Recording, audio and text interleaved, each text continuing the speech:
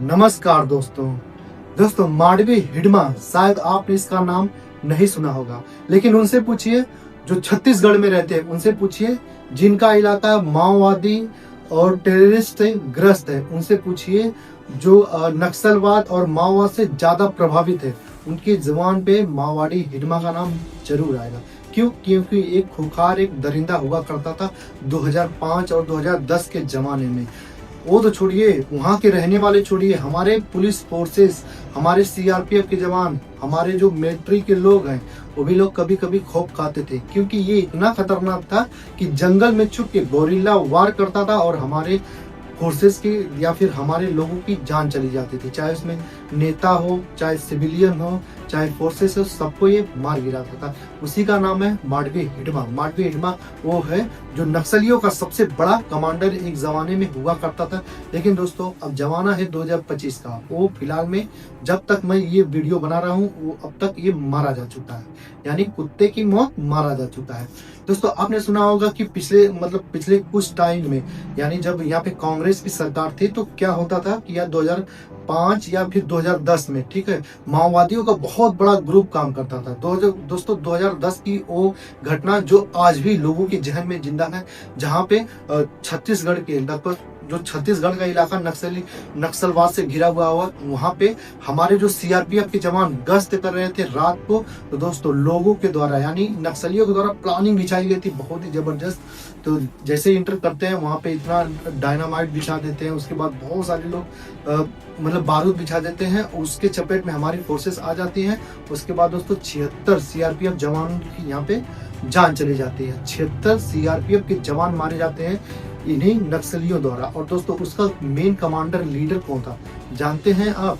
उसी का नाम है माडवी हिडमा। वो तो छोड़िए, उसके बाद दोस्तों 2013 की बात है, जब कांग्रेस के बहुत बड़े नेता प्रवक्ता छत्तीसगढ़ के दंतेवाड़ा में जब वो गए थे अपनी चुनावी रैलियां करने के लिए, तो उसके साथ साथ लगभग कांग्रेस नेताओं के साथ साथ लगभग 25 लोग वहां पे मारे जाते हैं। तो उसी का नाम है माडवी हिडमा। हिडमा वो है जो बहुत ही ज्यादा अपने नाम से इस नक्सलवाद की दुनिया में बहुत ही ज्यादा विख्यात था। बहुत ही कम उम्र का लड़का आखिर यहाँ तक कैसे पहुंचा, कैसे वो लीडर बन गया। दोस्तों देखिए, बहुत ही चौंकाने वाली बात है। देखिए इसमें सरकार की भी बहुत बड़ी गलती थी। क्यों?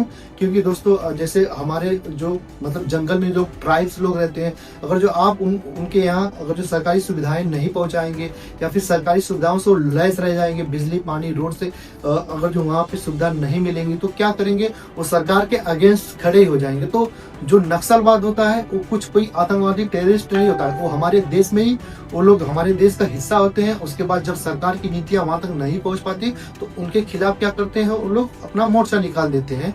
तो ये धीरे धीरे बढ़ता जाता है। लेकिन दोस्तों माडवी हिडमा इतना ज्यादा मतलब बढ़ चुका था कि वो हमारी सरकार को टारगेट करने के साथ साथ हमारी फोर्सेस को भी टारगेट करने लगा। यानी सरकार की हर नीति को टारगेट करने के साथ जो इंडिया का सिस्टम पूरा फोर्स काम करता है उसके ऊपर, वो तो छोड़िए सिविलियंस के ऊपर भी टारगेट करने लगा। तो इसलिए इसे माओवादी टेररिस्ट का नाम दिया गया। फिलहाल में 2025 चल रहा है, वो मारा गया। आपने देखा होगा कि हाल फिलहाल में कुछ महीने मतलब कुछ हफ्ते पहले की बात है, जो एक लड़की थी, मतलब बहुत ही कम उम्र की, एक लगभग 21 साल उसकी उम्र थी। उस लड़की ने आके AK-47 बहुत सारे बारूद के साथ अपना सरेंडर किया था एक IPS अधिकारी थे उनके सामने। ठीक है, तो आपने ये वीडियोस बहुत सारे लोग आपने देखे होंगे। ठीक है, तो बहुत उससे पहले दोस्तों लगभग 100-200 कभी कभी एक बार में 500 जो ये माओवादी लोग होते हैं, माओवादी जो मतलब होते हैं नक्सली, ये लोग बहुत सारे लोग सरेंडर किए। सरकार बोल रही है कि जो भी पिछली सरकारें ने की उससे कोई लेना देना नहीं है, हम आपके लिए रोड, बिजली, पानी, सड़क जरूर बनाएंगे। तो सरकार इस पे काम कर रही है और लोग नक्सलवाद से निकल के सरकार की मुख्य धारा में बहुत सारे लोग शामिल हो गए थे। लास्ट बचा था माडवी हिडमा। ये भी एक कुत्ते की तो मौत मारा गया, क्योंकि इसने बहुत सारे लोगों की जान ली थी, इंडियन फोर्सेस की जान ली थी, बहुत सारे नेताओं की जान ली थी। लेकिन दोस्तों क्या अब ये नक्सलवाद क्या इंडिया से खत्म हो गया है? नहीं, बिल्कुल भी कहा नहीं जा सकता। क्यों? क्योंकि छत्तीसगढ़ का जो इलाका है आज भी बहुत ही ज्यादा जंगलों से घिरा पड़ा है और ये बिल्कुल कहा नहीं जा सकता कि अभी छत्तीसगढ़ या फिर उसके आसपास के इलाके जैसे उड़ीसा हो गया, आंध्र प्रदेश हो गया और बहुत सारे पहाड़ी इलाके जहाँ पे नक्सलवाद आज भी एग्जिस्ट करते हैं, लेकिन बहुत ही कम मात्रा में। और जो हमारे गृह मंत्री अमित शाह ने उन्होंने बोला है कि 2026 तक जो माओवादी नक्सलवादी पूरी तरह समाप्त हो जाएगी। तो ये अच्छा पहल है कि मांडवी हिडमा जो मेन कमांडर लीडर था मारा गया। जब लीडर ही नहीं रहेगा तो उसके बाद उसको एक्सिस यानी आगे बढ़ाएगा कौन?